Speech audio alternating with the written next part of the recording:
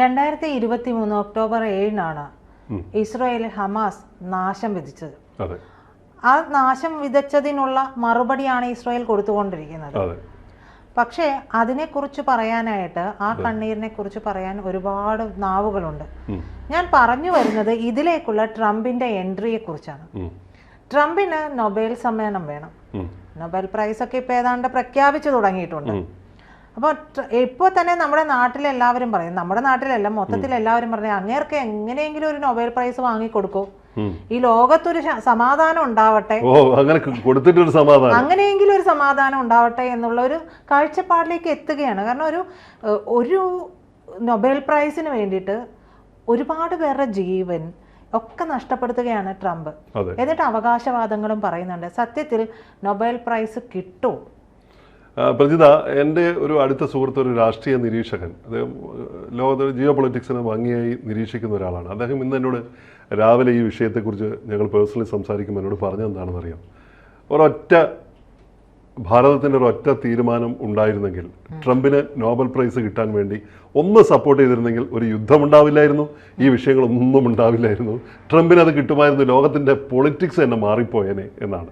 പക്ഷെ നിലപാടുകൾ എടുക്കുന്നതിൽ ഇത്തരത്തിലുള്ള വേണ്ട ഈ ഞഞ്ഞാപിഞ്ഞ നിലപാടെടുക്കുന്ന രാജ്യമല്ലല്ലോ ഇന്ത്യ. അങ്ങനെയൊക്കെ സംഭവിച്ചു എന്നുള്ള സത്യമാണ്. കാര്യങ്ങളൊക്കെ വഴിമാറി. പക്ഷെ ഇതൊക്കെ ആണെങ്കിലും ഇന്ത്യക്ക് അത് ഒരുപാട് ഗുണകരമായ അവസ്ഥയിലൂടെ നമ്മൾ പോകുന്നുണ്ട്. നമുക്ക് കുഴപ്പങ്ങളൊക്കെ ഉണ്ട്, ഒരുപാട് കാര്യങ്ങൾ കുഴപ്പങ്ങളുണ്ട്. പക്ഷെ ഇന്ത്യ ആരാണെന്ന് മനസ്സിലാക്കി കൊടുക്കാനുള്ള അവസരമാണ്. നമ്മൾ ഈ വിഷയത്തിലേക്ക് വന്നാൽ 2 വർഷം മുമ്പ് ആരംഭിച്ച നടന്ന സങ്കടകരമായ സങ്കടകരമായ ദിവസം വെച്ചാൽ എൻ്റെ 2 മാധ്യമ സുഹൃത്തുക്കൾ ഇസ്രായേലിൽ പോയിട്ട് അവർ തിരിച്ചു വന്നിട്ട് അവർ പറഞ്ഞത്, അതിൻ്റെ ആ പ്രദേശങ്ങൾ കണ്ട്, അവിടുത്തെ വീഡിയോകൾ കണ്ട്, അതിൻ്റെ ദൃശ്യങ്ങൾ കണ്ട്, അവിടുത്തെ ആളുകൾ, മലയാളി സമൂഹം, ഇന്ത്യൻ സമൂഹമായിട്ട് സംസാരിച്ചിട്ട് അവർ തിരിച്ചു വന്നപ്പോൾ പറഞ്ഞത് അവർ ധാർമ്മിക രോഷത്തോടെയാണ്.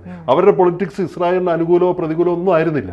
പക്ഷെ അവർ പറയുന്നത് അത്ര നീചമായ രീതിയിലാണ് ഒരുപക്ഷെ അങ്ങനെ അവിടെ അന്ന് ആ സംഭവം നടന്നത് എന്ന് പറയുമ്പോൾ അതിനോട് പ്രതികരിച്ച ഇസ്രായേലിന് നമുക്കൊരിക്കലും തെറ്റ് പറയാൻ പറ്റില്ല.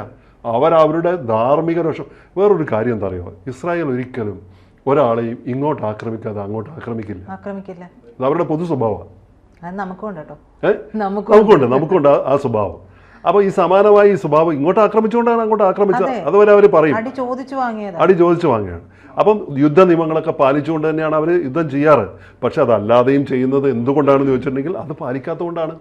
അത് അടിക്ക് ഉത്തരം മുറിപ്പത്തൽ എന്ന് പറഞ്ഞതുപോലെ അവരത് ചെയ്യുന്നുണ്ടെന്നുള്ളതാണ്. ഇപ്പം നമ്മൾ ഈ 7-ാം തീയതി, ഇന്ന് 7-ാം തീയതി 2ാമത്തെ വാർഷിക ദിനം വരുമ്പോൾ, ഈ സങ്കടകരമായ ലോകം സങ്കടത്തോടെ ഓർക്കുന്ന ഒരു ദിനം വരുമ്പോൾ നമുക്കത് സങ്കടകരമായി. നമ്മൾ ഒരുപാട് സഹോദരന്മാർ അവിടെ ഉണ്ട്, അവർ പലരും ജീവനോടെ ഇരിക്കുന്നു എന്നുള്ളത് നമുക്ക് വളരെ സന്തോഷമുണ്ട്. ആ രാജ്യത്തിൻ്റെ കെട്ടുറപ്പ് കൊണ്ടാണ് അങ്ങനെ സംഭവം, അവരുടെ സംരക്ഷണത്തിൻ്റെ പ്രത്യേകത കൊണ്ടാണ് അങ്ങനെ സംഭവിക്കുന്നത്.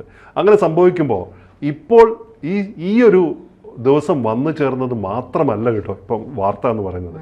ഇപ്പോഴത്തെ വാർത്ത എന്ന് പറയുന്നത് അതിനപ്പുറത്ത് വേറൊരു നിഗൂഢമായ ഒരു ലക്ഷ്യവുമായിട്ട് ഒരു ചങ്ങാതി ഇങ്ങനെ പതുങ്ങി നടക്കുന്നുണ്ട്. ഒരു വിദ്വാൻ പമ്മി നടക്കുന്നുണ്ട്. അയാള് പീസ് പ്ലാൻ എന്ന് പറഞ്ഞ് നടക്കുന്നത് അയാളുടെ മാസ്റ്റർ പീസ് പ്ലാൻ എന്നാണ് ഇതിനെ വിളിക്കുന്നത്. ഡൊണാൾഡ് ട്രംപ് എന്നാണ് അദ്ദേഹത്തിൻ്റെ പേര്. അത് ഇവിടെ ഒരു വലിയ സാധ്യത കണ്ടു. ഇവിടെ സമാധാന ചർച്ചകൾ പുതിയ വഴിത്തിരിവിലേക്ക് സൃഷ്ടിച്ചുകൊണ്ട് ഈ പറയുന്ന 21 പോയിന്റ് റോഡ് എന്ന് പറയുന്ന റോഡ് മാപ്പ് അവതരിപ്പിച്ചുകൊണ്ട് ഗാസയ്ക്ക് പുതിയ സമാധാന പദ്ധതി എന്നൊക്കെ പറഞ്ഞ് ഗാസയിൽ ഒരു പൂങ്കാവനം പണിയാനുള്ള പദ്ധതിയൊക്കെ അവതരിപ്പിച്ചുകൊണ്ട് ഇസ്രായേൽ സ്വാഭാവികമായിട്ടും അതിനോട് അനുകൂലമായിട്ടാണ് പ്രതികരിച്ചത്. അതിന് തയ്യാറായി അവിടെ ഒരു മാറ്റം വരുന്നുവെങ്കിൽ, ഒരു വെടിനിർത്തൽ വരുന്നുവെങ്കിൽ, അവിടെ നല്ലൊരു രാജ്യം വരുന്നുവെങ്കിൽ, ഒക്കെ കണ്ടീഷൻസ് അനുസരിച്ച് വരുന്നുവെങ്കിൽ അവരതിന് തയ്യാറായിരുന്നു. പക്ഷേ ഹമാസിൻ്റെ ചർച്ചയ്ക്ക് അതേസമയം ഹമാസ് പ്രതിനിധികൾ മധ്യസ്ഥ രാജ്യങ്ങളായ ഈജിപ്ത്, ഖത്തർ എന്നിവ മുഖേന പ്രാഥമിക ചർച്ചകൾ നടന്നുകൊണ്ടിരിക്കുന്ന സമയത്താണ് അവിടെ ഇസ്രായേലിൻ്റെ ആക്രമണം ഹമാസ് നേതാവിനെതിരായിട്ട് ഖത്തറിൽ സംഭവിക്കുന്നത്. സ്ഥിതിഗതികൾ കുറച്ചുകൂടെ വഷളായത് അറിയാമല്ലോ. പക്ഷെ ഇപ്പോൾ ഈജിപ്തിൽ ഇപ്പോൾ വലിയൊരു ഷാർ അൽ ഷെയ്ഖ് എന്ന നഗരത്തിലാണ് ഈ ചർച്ചകൾ ഇപ്പോൾ നടക്കുന്നത്. യുദ്ധവിരാമം, ബന്ദികളുടെ മുക്തി, സുരക്ഷാ ഉറപ്പുകൾ, ഗാസയുടെ പുനർനിർമ്മാണം എന്നിവ ഉൾപ്പെട്ടുകൊണ്ടാണ് ഇതിന് ശ്രമിക്കുന്നത് എന്ന് പറയുമ്പോൾ ഈ ട്രംപ് ഒരു അന്ത്യശാസനം കൊടുത്തിരിക്കുകയാണ്. ഈ ദിവസത്തിനുള്ളിൽ ഇത് പരിഹരിക്കപ്പെടണം എന്ന് പറയുമ്പോൾ ഈ പറയുന്നതിൻ്റെ പിന്നിലുള്ള പൊരുൾ എന്ന് പറയുന്നത് സമാധാനത്തിനുള്ള നോബൽ സമ്മാനം 2025 അത് പ്രഖ്യാപിക്കാനായി അതിൻ്റെ വക്കത്ത് നിൽക്കുകയാണ്. സമാധാനത്തിനുള്ള നോബൽ സമ്മാനം. പ്രജിത പറഞ്ഞതുപോലെ ഈ ചങ്ങാതിക്ക് ആ സമാധാനത്തിനുള്ള നോബൽ സമ്മാനങ്ങൾ കൊടുത്തിരുന്നെങ്കിൽ ലോകത്തിന് സമാധാനം ഉണ്ടാവുമായിരുന്നു, അല്ലേ? അതെ, ഉറപ്പായിട്ടും. ഈ മൂപ്പര് രാവിലെ എണീറ്റത് ഇങ്ങനെ നടക്കല്ലേ. ഇപ്പൊ ഒന്ന് ഒഴിവാക്കാൻ പോയിട്ട് 7 പോർമുഖങ്ങളാണ്, യുദ്ധമുഖങ്ങളാണ് തുറന്നു വെച്ചത്. എന്നിട്ട് പറയുകയാണ് ഞാനാണ് ഇതെല്ലാം നിർത്തുന്നത് എന്ന് പറയുകയാണ്. ഇത് നിർത്തുന്നു എന്ന് പറഞ്ഞ് നാവ് വായിലിടുമ്പോഴേക്കും അവിടെ അടുത്ത വെടി പൊട്ടിയിട്ടുണ്ടാവും. അതാണ് സംഭവിച്ചുകൊണ്ടിരിക്കുന്നത്. നമ്മുടെ കാര്യത്തിൽ പോലും ഇടപെടാൻ വന്നു എന്നുള്ളതാണ്. പണ്ടത്തെ ഭരണകൂടമായിരുന്നുവെങ്കിൽ ഒരുപക്ഷെ ശരി അറിയാം, നിങ്ങൾ പറഞ്ഞ പോലെ തന്നെ ഞാൻ ചെയ്തേക്കാം എന്ന് പറയും. പക്ഷെ ഇവിടെ നടപടിയാവില്ല. ഇവിടെ കൃത്യമായിട്ട് പറഞ്ഞു, ഒരാളും ഇടപെട്ടിട്ടില്ല. വീണ്ടും അമേരിക്ക ഇടപെട്ടില്ല എന്ന് പറയാതിരുന്നത് നമുക്ക് ഭയമുള്ളത് കൊണ്ടല്ല, നമ്മൾ ആ മര്യാദ പിന്നെയും പാലിക്കുന്നത് കൊണ്ടാണ്. വീണ്ടും നമ്മൾ പറയുകയാണ്, ലോകവേദികളിൽ പറയാണ് അമേരിക്ക ഇടപെട്ടിട്ടല്ലായിരുന്നു എന്ന് അന്നേ പറഞ്ഞിരുന്നുവെങ്കിൽ ട്രംപിനുണ്ടാവുന്ന, അമേരിക്ക പോലൊരു രാജ്യത്തിനുണ്ടാവുന്ന നാണക്കേട് ചില്ലറയായി. അതെ, ഭയങ്കര മാനഹാനി. അയാളെ ജാതകമൊന്നും നമ്മുടെ നാട്ടിൽ ഏതെങ്കിലും ഒരു പണിക്കന്മാരൊക്കെ നോക്കിക്കണം. അതെ, ഇപ്പൊ എന്തോ കണ്ടകശനി തന്നെയാണ്, ഒരു സംശയവുമില്ല. അങ്ങനെയാണ് പോകുന്ന കാര്യങ്ങളൊക്കെയും. അപ്പം കൊല്ലുന്ന ഈ വടക്കൻ പാട്ടിലെ ഒരു കഥാപാത്രം പറയുന്നത് പോലെ വളർത്തുന്നതും നീയേ ചാപ്പ, കൊല്ലുന്നതും നീയേ ചാപ്പ എന്ന് പറഞ്ഞ പോലെയാണ്. യുദ്ധവും സമാധാനവും ഇയാൾ തന്നെ. യുദ്ധമുണ്ടാക്കുന്നതിന് പിന്നണി പ്രവർത്തിച്ചു. അതെ, യുദ്ധം ഉണ്ടാക്കുമ്പോ അവരുടെ ആയുധ വിൽപ്പന നടത്തുന്നു. ഇപ്പുറത്ത് യുദ്ധം സമാധാനത്തിലേക്ക് എത്തിച്ചു എന്ന് പറയുമ്പോൾ മൂപ്പർക്ക് നൊബേൽ അതിനൊരു ഒരു പ്രൈസും കൂടെ വാങ്ങണം അല്ലേ? അതെ, ഒരു പണിക്കിറങ്ങി എന്തെങ്കിലും ഒരു പ്രതിഫലം കിട്ടണമല്ലോ. പണിക്കിറങ്ങുന്നതിന് പ്രതിഫലം കിട്ടണം. അപ്പൊ ഇതിൽ രസം നോക്കൂ. ഇദ്ദേഹത്തെ ആരൊക്കെയാണ് ഇപ്പോൾ ഈ ഒരു കാര്യത്തിന് അനുകൂലിക്കുന്നത്? ഓസ്ട്രേലിയൻ മുൻ പ്രധാനമന്ത്രി സ്കോട്ട് മോറിസൺ ഉൾപ്പെടെ നിരവധി ലോക നേതാക്കൾ ഈ ഇടപെടൽ അതിന് വിജയിച്ചാൽ അദ്ദേഹം അതിന് അർഹനാണ് എന്ന് അഭിപ്രായപ്പെടുന്നു. ഫ്രാൻസിന്റെ പ്രസിഡന്റ് ഇമ്മാനുവൽ മാക്രോൺ, അത്യാവശ്യം നിലപാടുകൾ ഉള്ള ആളാണ് കേട്ടോ അയാൾ പറയുന്നു, ട്രംപിന് യഥാർത്ഥ സമാധാനം ഉണ്ടാക്കാൻ കഴിഞ്ഞാൽ അത് നോബലിന് അയാൾ അർഹനായിരിക്കും എന്നാണ് മക്രോൺ പറയുന്നത്. യൂറോപ്യൻ യൂണിയനുള്ള യൂറോപ്യൻ നിരീക്ഷകർ പക്ഷേ ഇങ്ങനെയല്ല. നോബൽ പ്രഖ്യാപനത്തിന് മുന്നോടിയായിട്ടുള്ള മാധ്യമ പ്രചാരണവും രാഷ്ട്രീയ പ്രകടനവും മാത്രമായി അവരിതിനെ വിലയിരുത്തപ്പെടുകയാണ്. അമേരിക്കൻ പ്രസിഡന്റ് തെരഞ്ഞെടുപ്പ് അടുത്തു വരുന്ന സമയത്ത് പുള്ളിയുടെ ചില ഗിമ്മിക്സ് ആണ് എന്ന് പറയുന്നവരുമുണ്ട്. അപ്പം ഇത് സമാധാന നാടകമാണോ അതല്ലെങ്കിൽ ഒരു വേറെന്തെങ്കിലും തന്ത്രമാണോ എന്നുള്ളതാണ് ആളുകൾ നിരീക്ഷിക്കുന്നത്, അല്ലേ? അതെ, ഉറപ്പായിട്ടും അങ്ങനെ തന്നെയാണ്. അപ്പോൾ അത് ട്രംപിന്റെ അല്ലെങ്കിൽ ഈ മിഡിൽ ഈസ്റ്റിലുള്ള ഇടപെടലുകൾ, ഈ തരത്തിലുള്ള കാര്യങ്ങൾ, പിന്നെ അമേരിക്കയുടെ സ്വാധീനം വീണ്ടും മിഡിൽ ഈസ്റ്റിൽ അവർക്ക് അങ്ങനെ കൂടെ ഉദ്ദേശമുണ്ടാവാം.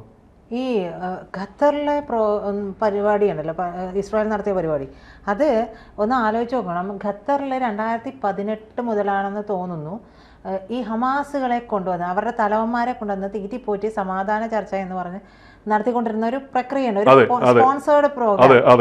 ആ പ്രോഗ്രാമിന് പിന്നിൽ സത്യത്തിൽ അമേരിക്കയാണ് പ്രവർത്തിച്ചത് എന്നുള്ള വിവരങ്ങളാണ് വരുന്നത്. അപ്പോൾ നേരത്തെ പറഞ്ഞ വളർത്തിയതും നീയേ, കൊന്നതും അതെ തന്നെ. അപ്പോൾ ആ രീതിയിലാണ്. അപ്പോഴാണ് ഇവിടെ നിന്ന് ഇസ്രായേൽ വന്ന് അടിക്കുന്നത്. ട്രംപ് ആയാലും കൊള്ളാം, ട്രംപിന്റെ അപ്പനായാലും കൊള്ളാം, ഹമാസുകൾ വന്ന് ഇങ്ങനെ തീറ്റിപ്പോറ്റുകയാണെങ്കിൽ ഒരു ക്ഷമയ്ക്കൊരു പരിധിയുണ്ട്, ഞങ്ങൾ അടിക്കും എന്നുള്ളൊരു വാണിംഗ് ആയിരിക്കാം കൊടുത്തിട്ടുണ്ട്. അതെ, തീർച്ചയായിട്ടും. ഇത് എനിക്ക് തോന്നുന്നത് ഈ നോബൽ സമ്മാന പുരസ്കാര കമ്മിറ്റി ഇത്തവണ ഈ എല്ലാ കണ്ണുകളും ഇപ്പോൾ ഒക്ടോബർ 10 നീണ്ടു നിൽക്കുമ്പോൾ ഒരിക്കലും ലോകത്ത് നോബൽ സമ്മാനം കിട്ടുന്ന, സമാധാനത്തിനുള്ള സമ്മാനം കിട്ടുന്നപ്പോൾ ഒബാമയ്ക്ക് കിട്ടിയപ്പോൾ ഇത്ര വലിയ ചർച്ചയൊന്നും ആളുകളുടെ കണ്ണിൽ അത് അപ്രതീക്ഷിതമാണ്. ഒബാമയ്ക്ക് കിട്ടുന്നത് 4 പേരോട് പറഞ്ഞിട്ടാണോ? അപ്പൊ ഇത് രസം എന്താ വെച്ചിട്ടുണ്ടെങ്കിൽ നമ്മുടെ പ്രാഞ്ചിയേട്ടന്മാരുണ്ടല്ലോ, ഈ പ്രാഞ്ചിയേട്ടൻ സ്റ്റൈലിലേക്ക് ട്രംപ് പോയി എന്നുള്ളതാണ്. അബ്സല്യൂട്ട്ലി ഇതൊരു പ്രാഞ്ചി അവാർഡാണ്. ഇവ നോക്കൂ, 2025 നോബൽ സമ്മാന പുരസ്കാരത്തിന് 338 പേരുടെ പേരുകളാണ് നാമനിർദ്ദേശം ചെയ്തിരിക്കുന്നത്. അതിൽ നോർവീജിയൻ സമിതിക്ക് മുന്നിൽ അത്രയാണ് കിട്ടിയിരിക്കുന്നത്. അപ്പോൾ ഔദ്യോഗിക പട്ടിക രഹസ്യമായിരിക്കെ തന്നെ ട്രംപിന്റെ പേര് എങ്ങനെയാണ് ഇങ്ങനെ ശക്തമായി ഉയർന്നു വരുന്നത് എന്നുള്ള ചോദ്യമുണ്ട്. അപ്പൊ ഇതിന്റെ പ്രഹസനമാണോ? ഇതെന്താണ് നടക്കുന്നത്? ആ രഹസ്യ സ്വഭാവം ഇപ്പൊ 338 പേരുടെ പട്ടികയിൽ പേരുണ്ടെന്ന് പറയുമ്പോൾ ഒരുപക്ഷെ ട്രംപിനല്ല, എല്ലാ കണ്ണുകളും ട്രംപിലേക്ക് ഈ ഒക്ടോബർ 10 വന്ന് നീളുമ്പോൾ ഇനി 2025 നോബൽ സമ്മാന പുരസ്കാരം ആർക്ക് കിട്ടും എന്ന ആശങ്കയിൽ ട്രംപിന് കിട്ടുമോ, അതോ യഥാർത്ഥത്തിൽ നോബൽ സമ്മാനത്തിന് പുരസ്കാരത്തിന് അർഹരായ സമാധാനകാംക്ഷികളായിട്ടുള്ള, സമാധാനത്തിന് വേണ്ടി ശ്രമിച്ചിട്ടുള്ള യഥാർത്ഥത്തിലുള്ള സമാധാന പ്രേമിക്ക് കിട്ടുമോ എന്നാണ് ചോദ്യം. അതെ, അതൊരു ചോദ്യചിഹ്നമാണ് അല്ലേ? അത് തന്നെയാണ് എല്ലാവരും ക്യൂരിയോസിറ്റിയോടുകൂടി നോക്കിക്കൊണ്ട്. അങ്ങനെ കിട്ടിയാൽ ട്രംപ് ഇവിടെ കത്തിക്കാനുള്ള സാധ്യത, കത്തിക്കാണോ അപമാന ഭാരത്താൽ ട്രംപ് തടി തപ്പുമോ, ഇതിലേത് സംഭവിക്കാം? കിട്ടിയില്ലെങ്കിൽ ട്രംപിന് വിറളി പൂണ്ടു പോവും അല്ലേ? അയാൾ ഈ നോബൽ സമ്മാന കമ്മിറ്റിയും പിരിച്ചുവിടും. സത്യത്തിൽ അത് സംഭവിക്കാം അല്ലേ? ഈ ട്രംപിന്റെ ഇതുവരെയുള്ള പ്രവൃത്തി നോക്കൂ, ഇതിനു വേണ്ടി എന്തെല്ലാം കളിച്ചു ഈ ഒരു പ്രൈസിന് വേണ്ടിയിട്ട്. ഇത് നാച്ചുറലി വന്നു ചേരേണ്ടതാണ് ഈ അവാർഡെല്ലാം. അപ്പോൾ അതിന് വേണ്ടിയിട്ട് ഇത്രയും യുദ്ധങ്ങൾ ഉണ്ടാക്കുക, എന്നിട്ട് പലരെ കൊണ്ടും പറയിപ്പിക്കുക. ഇത് തന്നെയല്ലേ പ്രാഞ്ചിയേട്ടനും ചെയ്തത്? അയ്യോ, ഇത് അതൊരു നാടൻ രീതിയിൽ ഇന്റർനാഷണൽ പ്രാഞ്ചിയാണ് എന്നുള്ളത് മാത്രമാണ്. പക്ഷെ പ്രാഞ്ചിയേട്ടൻ പിന്നീട് സമാധാനകാംക്ഷിയായിരുന്നു. മൂപ്പര് ദൈവത്തോടാ പറയുന്നത്, എന്തിന് എന്നാലും പുണ്യാള എന്നാലും എന്നേ പറഞ്ഞിട്ടുള്ളൂ. പക്ഷെ ട്രംപ് ഇത് വല്ലാത്തൊരു സൈക്കോപാത്ത് ആണോ എന്നുള്ളൊരു സംശയം. അല്ല, വിളിക്കാവുന്ന ദൈവങ്ങളോടൊക്കെ വിളിച്ച് പ്രാർത്ഥിക്കട്ടെ തനിക്ക് നോബൽ സമ്മാനം സമാധാനത്തിന് കിട്ടാൻ. പക്ഷെ യഥാർത്ഥത്തിൽ അതിന് അർഹത ഉള്ള ആ കൈകളിലേക്ക് തന്നെ ലോകത്തിന് സമാധാനം ഉണ്ടാക്കുന്ന അപ്രതീക്ഷിതമായ 338 പേരിൽ ഒരാളുടെ അടുത്തേക്ക് ആ സമാധാനം എത്തിച്ചേരട്ടെ എന്ന് നമുക്ക് പ്രാർത്ഥിക്കാം. കൂടുതൽ വാർത്തകളും വിശേഷങ്ങളും നിങ്ങളിലേക്ക് എത്താൻ ABC മലയാളം സബ്സ്ക്രൈബ് ചെയ്യുക, ബെൽ ബട്ടണും അമർത്തുക.